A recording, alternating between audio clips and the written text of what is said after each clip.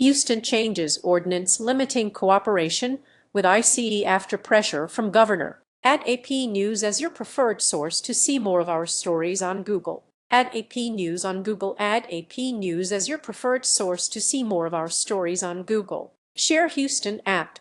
A Houston city ordinance that limited police officers' cooperation with federal immigration agents was amended on Wednesday after Texas governor threatened to take away millions of dollars in public safety grants. Houston, as well as Austin and Dallas, three of the state's biggest cities and Democratic strongholds, are being confronted by GOP Gov. Greg Abbott with threats of losing public safety dollars over policies that dictate how law enforcement interacts with federal immigration authorities. The three cities are being threatened with the loss of about $200 million in public safety funding, including tens of millions expected to cover security at World Cup matches this summer in Dallas and Houston. 2 weeks ago, Houston City Council passed the ordinance which eliminated a requirement that Houston police officers wait 30 minutes for agents with the U.S. Immigration and Customs Enforcement to pick up someone with a non-judicial administrative warrant.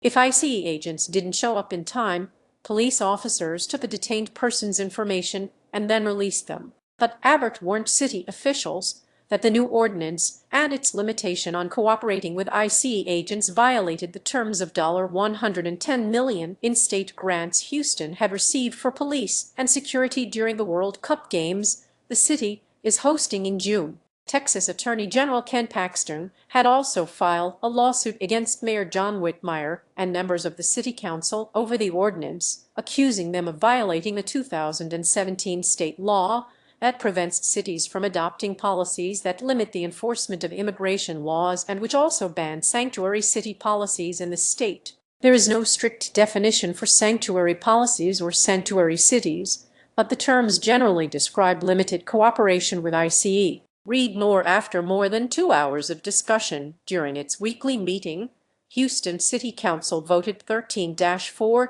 to make changes to the ordinance. Whitmire said he had consulted with Abbott's office about making changes that would prevent Houston from losing its funding. The amended ordinance deletes language that highlighted that administrative warrants versus warrants signed by a judge that ICE agents use to take individuals into custody are not enough for officers to arrest or detain an individual. We have no alternative for Houston to survive, prepare for the World Cup, patrol these neighborhoods, Whitmire said. We've got to have today the restoration of the $114 million. Andrew Mahalaris, a spokesperson for Abbott, said the governor expects any policy Houston police adopt has to comply with the city's certification that it will fully cooperate with the Department of Homeland Security. This vote is a step in the right direction after Houston leaders put public safety at risk with reckless policies that undermined law enforcement,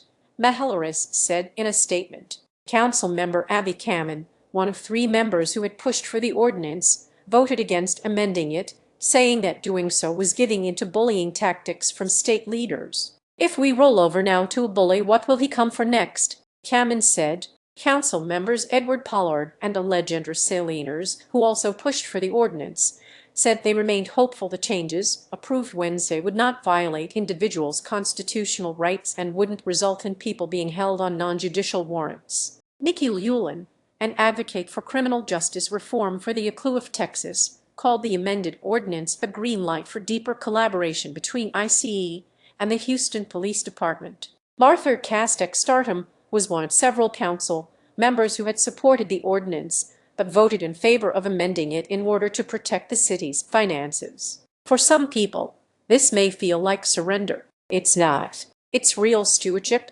Castek-Startum said. Dallas officials have said they are committed to ensuring public safety and would respond to Abbott's threat by Thursday. Austin Mayor Kirk Watson, a moderate Democrat, said the local policy complies with state law. He said Abbott's threat to cut nearly $3 million in Austin would cut trauma aid for police officers and sexual assault victims. We don't have the time and will not play into this political theater, said Watson. Austin officials have since indicated they could try to negotiate with Abbott. The debate in Houston and other Texas cities comes amid the federal government's aggressive enforcement of immigration laws. Whitmire and other local leaders in many of Texas' left-leaning urban areas have tried to not get the federal government's attention amid the aggressive immigration crackdown by President Donald Trump's administration. Associated Press writer Jim Vertuno in Austin contributed to this report. Follow Juan A.